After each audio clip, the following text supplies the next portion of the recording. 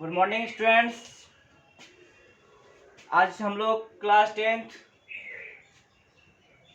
का physics chapter पढ़ रहे हैं और फिजिक्स में हम लोग पढ़ रहे थे रिफ्लेक्शन ऑफ लाइट। लाइट का एक भाग है रिफ्लेक्शन ऑफ लाइट। मैंने इसके बारे में बताया था कि हम लोग लाइट चैप्टर में दो चैप्टर पढ़ेंगे, एक रिफ्लेक्शन ऑफ लाइट, एक रिफ्रैक्शन ऑफ लाइट। तो दोनों में अंतर बताए थे और उसके बाद मैंने बताया था कि प्रकाश किस माध्यम से गमन करती है। उसके साथ ही प्रकाश के कुछ माध्यम के बारे में बताए थे, जैसे कि संदेशिक माध्यम।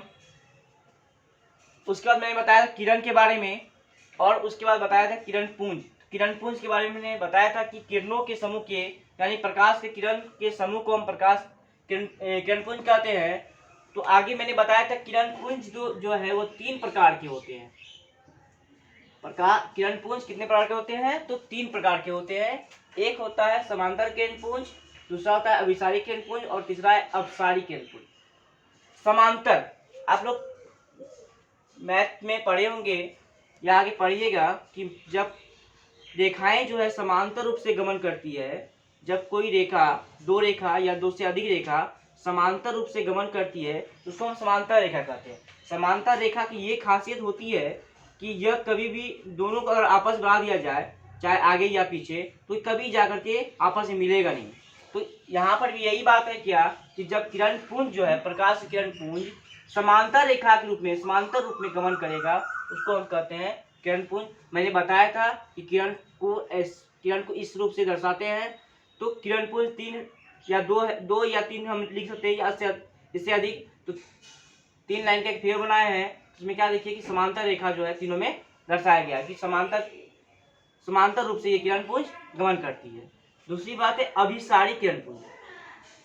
अभिसारी किरण पुंज क्या होगा कि वे किरणें जो एक बिंदु पर आकर मिलती है या मिलना चाहती है, क्या कहता है कि वे किरणें जो एक बिंदु पर जा करके मिलती है। यहाँ देखिए एक बिंदु है, इस बिंदु का नाम O है, तो एक प्रकाश की किरण हो गई। ये प्रकाश की किरण जब प्रकाश यहाँ से निकला और किरण पुंज जब इस बिंदु पर जाकर मिलेगा, इस O बिंदु पर जाकर मिल गया, तो इसको बोलेंगे अभिसारी किरण पुंज। इसके साथ क्या है अपसारी किरण पुंज। तो अपसारी किरण पुंज की ये कहेंगे कि वे किरणें जो एक बिंदु से निकलती है, अर्थात ये क्या है कि ये सूर्य हुआ, तो सूर्य का एक बिंदु से मान लीजिए कि यह प्रकाश निकला, तो यहाँ से प्रकाश निकला, तो यही बात यहाँ बताया है कि ये क्या है O बिंदु है। इस O बिंदु से जब प्रकाश किरण निकलेगा, गमन करेगा, तो इसको बोलेंगे अपसारी किरण पुंज। तो 3 किरण पुंज के बारे में जाने, समांतर किरण पुंज, अभिसारी किरण पुंज और अपसारी किरण पुंज। अभिसारी में क्या होगा कि एक बिंदु पर जाकर मिलता है और अपसारी में क्या होता है कि एक बिंदु से किरण पुंज निकलता है। चाहे हम कह सकते हैं क्या कि ये बिंदु है और इससे कई किरणें जो है निकलती है। तो जो किरण जिस बिंदु से निकलेगा उसको हम प्रकाश का किरण बिंदु कह सकते हैं, और जहां ये किरण जो है जब निकलेगी तो उसको बोलेंगे अपसारी किरण पुंज, और जहां पर मिलेगा वो कहलाएगा अभिसारी किरण पुंज। दोनों में अंतर यही है कि ये एक में जाके एक बिंदु पर मिलता है और इसमें क्या होता है एक बिंदु पर जाकर के से निकलता है।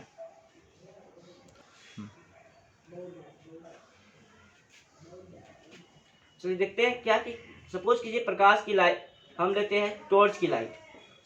टॉर्च की लाइट जो है जब हम टॉर्च का फोकस करते हैं तो टॉर्च की बिंदु जो है, टॉर्च से जब प्रकाश निकलती है, यानी कि एक बिंदु हो गया प्रकाश, तो ये प्रकाश निकला, प्रकाश किरणें जब निकलेगा तो ये कहलाएगा मेरा,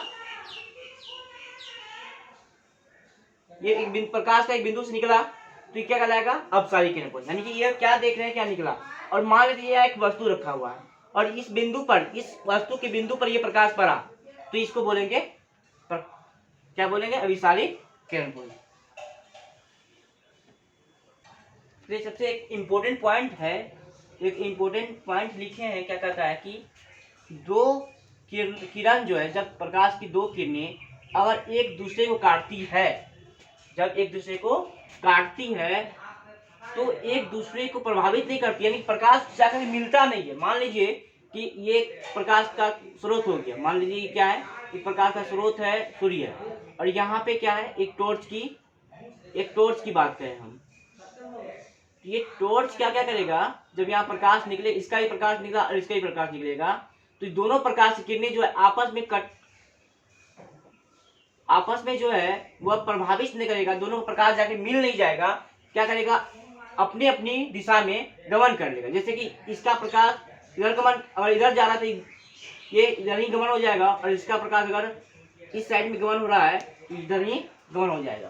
क्या कहता है कि जब एक दूसरे को ये बिना प्रभावित किए हुए अपनी अपनी दिशा में निकल जाती है। जैसे अभी हम दो एग्जाम्पल बताए कि एक सूर्य का किरण हो गया, एक टॉर्च का प्रकाश हो गया, तो ये दोनों अगर हम मान लीजिए इसको क्या किए, पूरब और इसको उत्तर दिशा में हम कर दिए, तो दोनों, ये पूरब का पूरब चल जाएगा, ये उत्तर का उत्तरी दिशा में मिल जाएगा, ये दूसरे को प्रभावित नहीं करेगा, दोनों प्रकाश जाकर के मिलेगा नहीं। जैसे ये मान लेते कि एक प्रकाश किरण मान लेते ये ए बी किरण हो गया और ये एक सी डी किरण है, तो ए बी किरण और सी डी किरण जब कटेगा, एक दूसरे को काटेगा, तो ये अपनी दिशा में गमन कर गया और ये अपनी दिशा में गमन कर गया। जिस बिंदु पर ये काटेगा एक दूसरे को उसको बोलते हैं कटान बिंदु। जिस बिंदु पर दो प्रकाश किरण अपने आप को काटती है उसको बोलते हैं कटान बिंदु। जैसे अगर इन दोनों की बात करें तो यहाँ भी क्या बनेगा, एक कटान बिंदु बन जाएगा।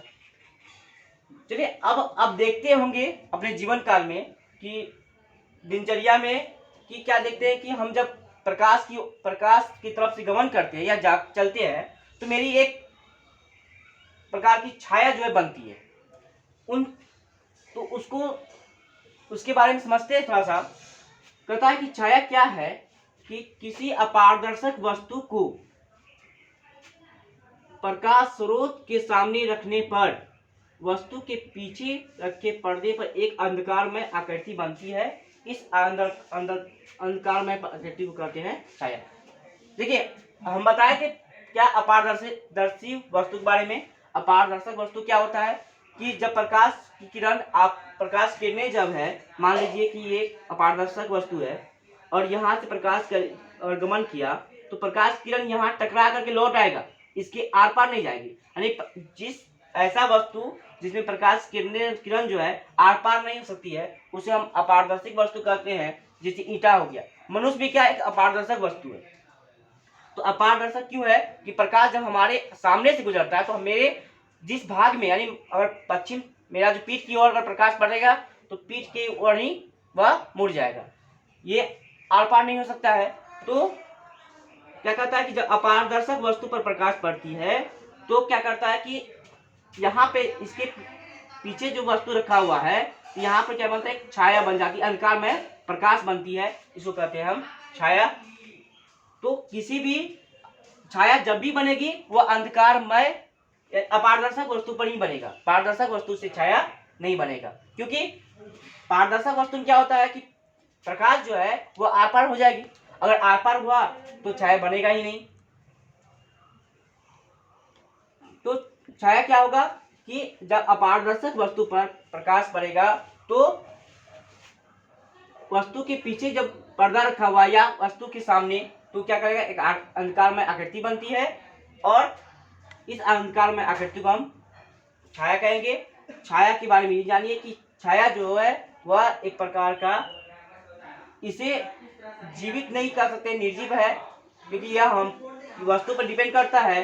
वस्तु जिस भाग में जाएगा उधर वो उसके साथ ही गमन करता है और यह ना ही मर सकता है ना ही जल सकता है। उसके बाद चलते हैं परछाया की बात। छाया का एक भाग है परछाया और दूसरा भाग है उपछाया। तो परछाया क्या होगा कि जब यदि प्रकाश स्रोत वस्तु से बड़ा हो, मतलब क्या कि मान लेते सूर्य किरण क्या है, वस्तु से बड़ा, क्योंकि यह जो है सबसे बड़ा है तो वस्तु से बड़ा होता है, तो वस्तु के पीछे रखे पर्दे पर बनी छाया के बीच का भाग पूरी तरह अंधकार में हो जाते हैं। यानी कि जब मान लीजिए कि ये सूर्य हो गया और ये वस्तु है, तो यहाँ जब किरण पड़ेगा तो ये क्या करेगा, इस भाग को पूर्ण रूप से अंधकार हो जाता है, इस भाग को कहते हैं हम परछाया। उसके बाद चलते हैं उपछाया के बाद। उपछाया क्या होगा, परछाया के घेरे हुए कम भाग अंधकार में, नहीं जब परछाया ये परछाया है और इस परछाया वाले भाग में जो सबसे कम अंधकार होगा उसको कहेंगे हम उपछाया। तो छाया जाने, परछाया और उपछाया, ये तीनों के बारे में समझे हैं? चलिए मेन टॉपिक मेरा है रिफ्लेक्शन ऑफ लाइट, प्रकाश का परावर्तन। तो प्रकाश की परावर्तन हम समझेंगे। सबसे पहले प्रकाश का परावर्तन को की परिभाषा जानते हैं। क्या होता है कि प्रकाश का किसी सतह से टकराकर उसी माध्यम में लौटने की घटना को प्रकाश का परावर्तन कहते हैं। जैसे अभी मैंने क्या बताया कि कोई भी वस्तु है, मान लेते ये क्या है, एक अपारदर्शक वस्तु है। अगर ये प्रकाश का स्रोत है, जब यहां से किरण निकलेगी तो क्या करेगा, ये किरण जो है आर पार नहीं होकर के वापस जो है टकराएगा यहाँ से, और यहाँ से टकराकर इसी माध्यम में लौट आएगा, और इसी लौटने की क्रिया कहेंगे हम प्रकाश का परावर्तन। और इसी परावर्तन के कारण ही हम किसी भी वस्तु को देख पाते हैं। अगर प्रकाश का परावर्तन नहीं हो तो समझिए कि हम लोग कुछ देख नहीं पाएंगे, क्योंकि प्रकाश, पहले ही मैंने बताया है कि प्रकाश के बिना मेरी आँख जो है वह अंधकारमय हो जाता है। प्रकाश से तो ही हम कुछ देख पाते हैं। तो सबसे इम्पोर्टेंट क्या है, प्रकाश। और प्रकाश का परावर्तन क्या है कि जब प्रकाश किरणें किसी भी अपारदर्शक वस्तु से टकराएगा, और टकराने के बाद जब उसी ओर लौट आएगा तो उसको हम कहेंगे प्रकाश का परावर्तन। चलिए आगे की क्लास में हम लोग प्रकाश के परावर्तन के बारे में और डिटेल पढ़ेंगे। आज के लिए इतना ही है। जो होमवर्क की ओर आ रहे हैं तो होमवर्क में पहला क्वेश्चन है, समांतर, अपसारी और अभिसारी किरणपुंज को परिभाषित करना है। दूसरा क्वेश्चन है, छाया किसे कहते हैं। उसके बाद है प्रछाया तथा उपछाया को परिभाषित करना है। चौथा क्वेश्चन है, प्रकाश के परावर्तन को समझाना है, मैंने अभी बताया है। उसके साथ ही क्वेश्चन है, निर्वात में प्रकाश की चाल कितनी होती है, मैंने पहले क्लास में बताया है। उसके बाद लास्ट क्वेश्चन है, प्रकाश की चाल किसमें सबसे अधिक होती है। ये 6 क्वेश्चन का आप हमें सॉल्यूशन करके सेंड करेंगे। और जो स्टूडेंट को इसमें समझने में दिक्कत है तो आप हमें कमेंट करें यूट्यूब के माध्यम से या व्हाट्सएप के माध्यम से। उसके साथ ही हमारी जो संस्था की चैनल है उसे आप जरूर सब्सक्राइब करें, बेल आइकन दबाएं और कमेंट में जरूर बताएं कि समझ में आया या नहीं। आज के लिए इतना ही। Thank you.